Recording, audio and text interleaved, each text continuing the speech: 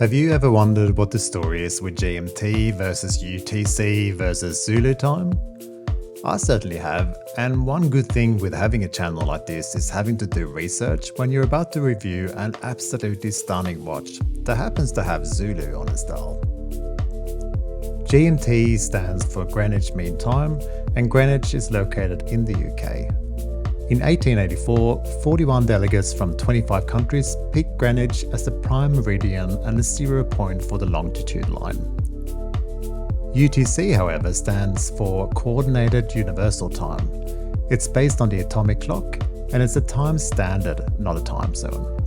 It's also out of order in English, since it's based on the French language, which is why it's UTC and not CUT. So what about Zulu then? Well, firstly, the Zulu nation of Southern Africa have an incredible history, but Zulu here refers to the phonetic alphabet in use by pilots and the military, where all global time zones have a letter code. Zulu time is UTC. So if you're still here after that history lesson, thank you. This Longines Zulu time is quite clearly stunning, and a huge thanks to my friend Chris for lending it to me. If you excuse one more small historical fact, the Longines hourglass logo is the oldest valid trademark in the international registry, so whilst Longines is today owned by the Swatch Group, it deserves our respect and we're so lucky that it's still around. So okay, it's a beautiful watch from a renowned brand with supermodel looks and a unique colour scheme that apparently is only the second one to hit Australia so far.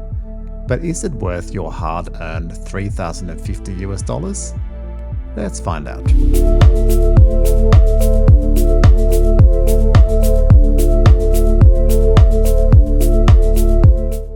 I've long been a fan of the Longines Spirit. Not everyone loves the 5 stars on the dial, or the straight up and basic design that in many ways reminds me a little of the Hamilton khaki watches. But I'm one of those. I like everything about them except perhaps the high price for a basic watch. I always wanted one, but now when I've seen this one with a bezel, I'm even more enticed to make a purchase eventually. Before I get stuck into specs and macro shots, please allow me to talk a little bit about my excellent new channel sponsor, Watch Crunch. If you're like me and always looking for a better alternative to interact with other watch fans, I'm very comfortable in recommending Watch Crunch. You'll find me there amongst other YouTubers, micro-brand owners, podcasters, and importantly, watch fans. You'll see watches at all price points, no snobs here, and even people chatting about straps. Yep, these are my people. The overall vibe is welcoming and the user interface is modern, attractive, and importantly, no annoying algorithms or ads. But don't take my word for it. Head on over and check it out, which is what I did when they offered to sponsor my channel. Make your own mind up, and when you're ready, follow me on Watch Crunch. So a word on sizes. It's exactly 42mm in diameter and 49.3mm lug to lug. It's 14.2mm thick and the lug width is 22mm. This would suggest that it's a large watch, and sure, it's not small, but it wears more like a 40 to me. This strap tapers all the way down to 17mm, and there's definitely some magic going on with how it sits on the wrist. It's a very comfortable wear and quite light on the leather strap at only 113 grams. Let's get stuck into this dial first. This oldest logo in the world is indeed applied and super crisp under extreme close-up. It's as reflective in low light as the index is, so often what you see wearing it is just the wings and not actually the printed brand name and the word automatic. Moving down a bit, we see the 5 stars and chronometer, and of course the now crystal clear term of Zulu time, thanks to my lengthy and boring, great intro. At 6 PM we see a color match date window, and that's all I want to say about that. It's not often we hear Longines mentioned when we talk about quality or details, but let me tell you, every indice is incredibly sharp and blemish free, as is the sword hands and the GMT hand. But there is one detail that is the most impressive. Every single one of these tiny diamonds are recessed into the rehort, and they are all perfectly centered, and I mean perfectly. I guess the only downside I can think of here is that this would only be accomplished through using robots. But if the quality is this crisp and clear, then let me say, welcome, robot overlords. The one thing I would perhaps change is the GMT hand. It's attractive, but the gold is hard to distinguish from the rest of the dial at times. Since this is the one distinction here, and the whole point of having one is being able to see the time in any time zone easily, is a little baffling. But it's not like it's invisible, it just blends a little bit too much. Speaking of gold, at first glance I figured these gorgeous gold indices would have no lume. But as you can see close up, they do have plenty within each golden mold of a digit. More on that later. The bidirectional bezel is good with very precise slots as you would expect. It's a tiny bit gritty in between those slots, and I think could be a little more fluid feeling, but that's a nitpick. The ceramic insert is again super crisp and will last for a long time thanks to the strength of the material. Within, we find a lovely domed sapphire crystal with AR coating on both sides, which is extremely effective in all light I've come across so far. Noteworthy is a light scratch seemingly on the underside of the crystal's AR coating, only really noticeable under extreme macro, but it will be addressed. Obviously, this bezel is what you would use to track a third time zone, if you wish.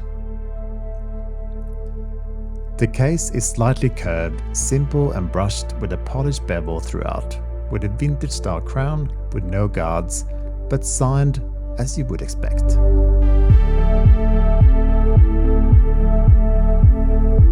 This crown operates a true GMT with an independently adjustable hour hand, which is also how you set a date, as in keep moving that hour hand until you arrive at the right date.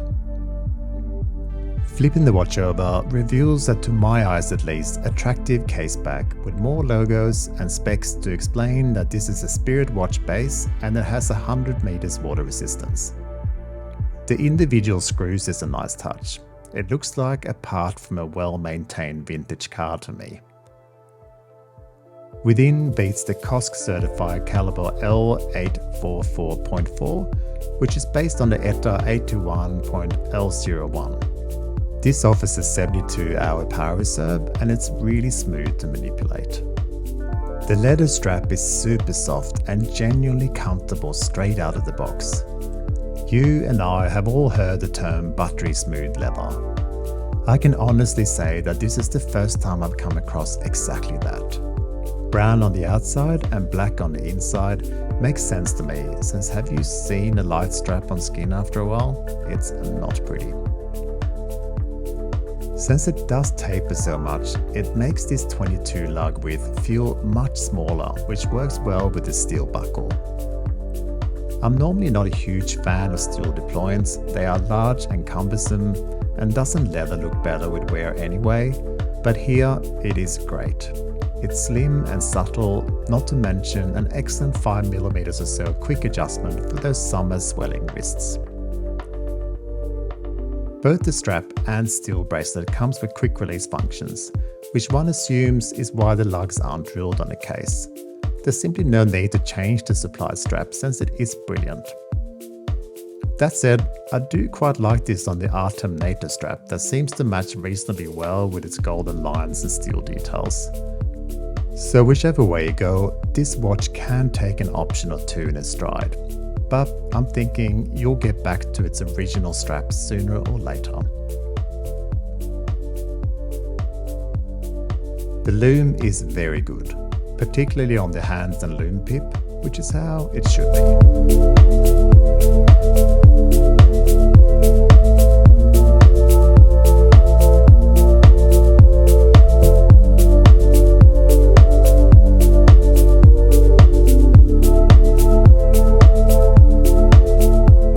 Okay, this turned out to be a long love letter to a piece that I will likely never own, but you never know, I suppose. To me anyway, this is an incredibly well made watch with a solid backing, excellent movement and a 5-year warranty. I would never buy a gold watch, but I like the way the color has been used here, and honestly, gold, green and leather brown, that's a combination we see in nature all the time. And as we all know, nature has all the best color schemes. Would I recommend you buying one if you're interested? I'd say this is a fairly rhetorical question at this point, I suppose, but at the price, it's neither outrageously expensive or spare change. It's slightly less than a Tudor and slightly more than a Zinn or Hanhart, which have many similar traits to me, but they are not quite as warm and welcoming in their approach. If you like what you see here and can justify the price of $3,200 US or 4,400 Australian dollars, then it's a wholehearted yes from me. If I was in the market for a watch in this range, I would already own it. Thank you for watching, and I'll see you next time.